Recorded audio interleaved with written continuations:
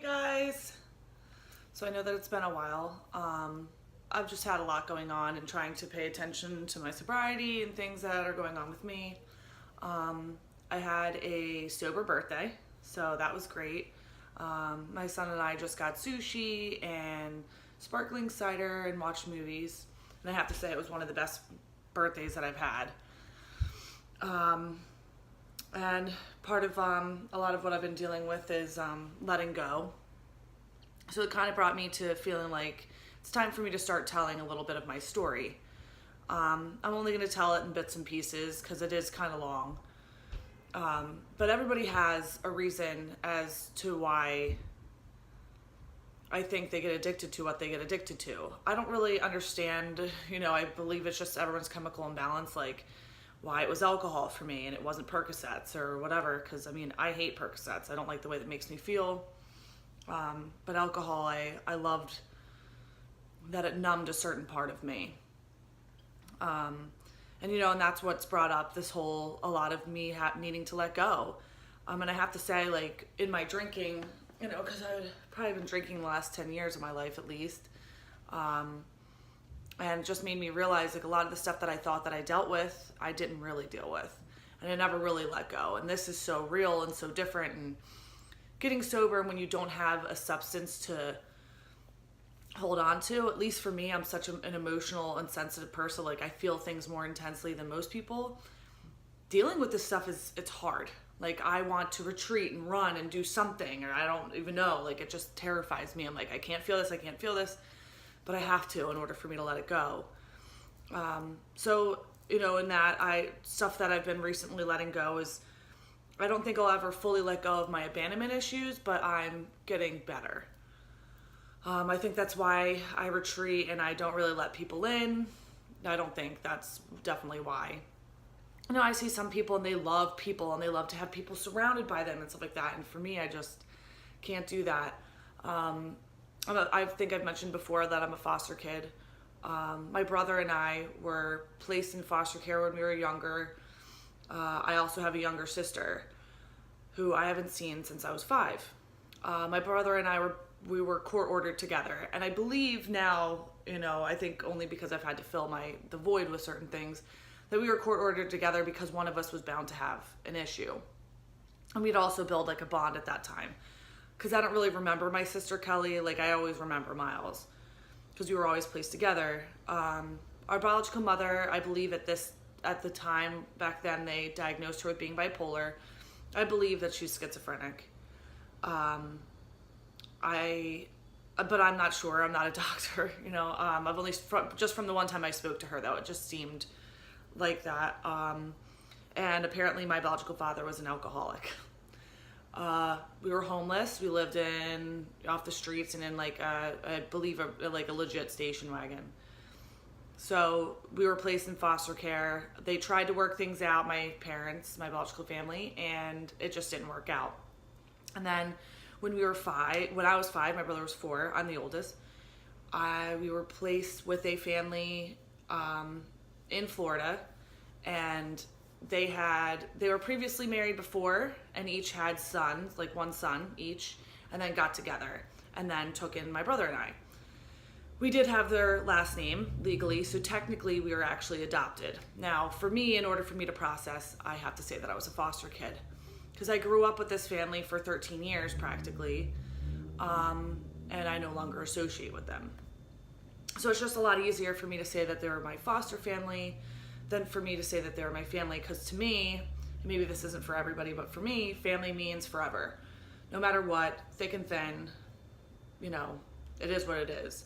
Now, for the last 14, 15 years since I've spoken to them, really, I've been blaming myself. So that's part of my drinking and feeling like that I did something wrong. And I know that I didn't, because I can't replay the tape over and over again of what happened and stuff like that. I even, years ago, ran into an old babysitter of mine who just helped me to assess what happened and kind of confirm a lot of things for me, because, the minute that I tell people initially, at least for me, I think if somebody was to say it to me, I would immediately think like, well, what did you do, kind of deal. And I wonder if people wonder that with me, like if I say, oh, they don't associate with me anymore, like what did I do? And I do believe that I definitely was a problem child. Like I ran away a little bit. I lied a lot as a kid, like a lot, and stuff like that. But that's not a reason to give up on somebody, to me, or a child, you know, like especially when you take somebody in from the situation that I came from. So initially, but she just confirmed that they weren't a very loving family. I'm going to leave the last name out clearly. And they weren't. They were very cold people. The only time that I saw the father cry was when our dog died. And that is like really, really sad. But I have to say he had more emotion than she did. And he was just a different person when she wasn't around. He was definitely more loving and fun, and like she would go to Europe and stuff like that for a month, and we would have the best time, like just so much fun. And then she would come back and just all of that would die. And she was an alcoholic. She drank often. I know that I believe I shared that in a video before.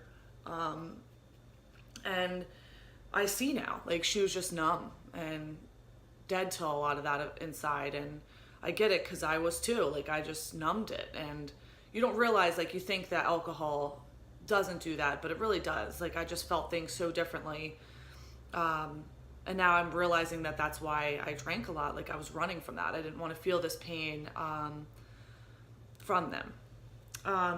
And, you know, growing up was difficult, because then like once I turned, they ended up sending me away. My brother and I actually, I got sent away first. When I was 16, I got sent away to a modified program, a behavioral modification school, as they call them. Some people it's different. Some of them were like boot camp, stuff like that. This was like a boot camp, but it was different. Like it wasn't that structured. There are actually, if any of you guys ever want to look it up, it's called the WASP program. Worldwide Association of Specialty Programs. Yeah, I mean, and to be honest, I loved it. I know that anybody who's watching this that is probably there hated the program. But to me, that was like home. And I finally felt things that I was missing in my home life, that I got there, like love and acceptance. And that's where all the therapy for me, a lot of it just started. And me understanding why I did the things that I did. And of course, once I started there, they sent me when it was like a prime time that I just started getting into serious drugs, kind of. I tried a couple of them, and I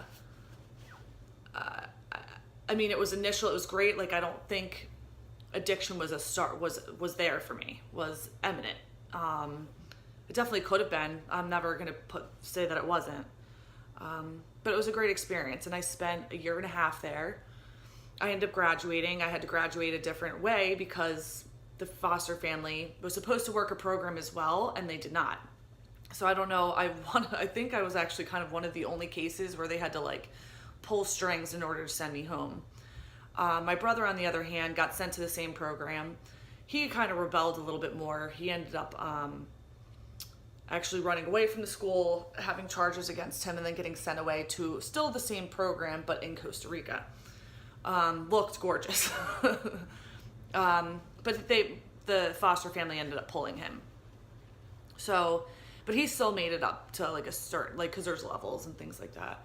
But it was only shortly afterwards that, you know, when he came home, that he started to get into drugs and alcohol. I think I waited a little bit. I actually waited a while.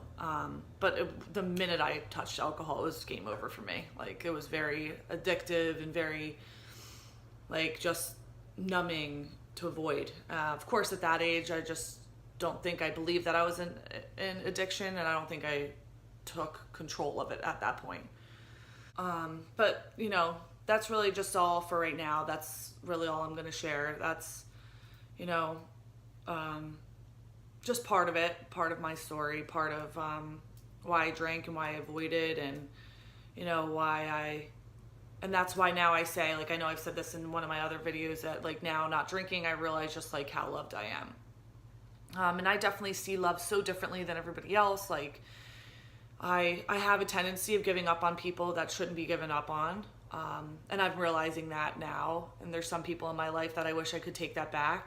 And then there's other people that I definitely know for a fact that just weren't meant to be placed in my life. And that just wouldn't work out for me.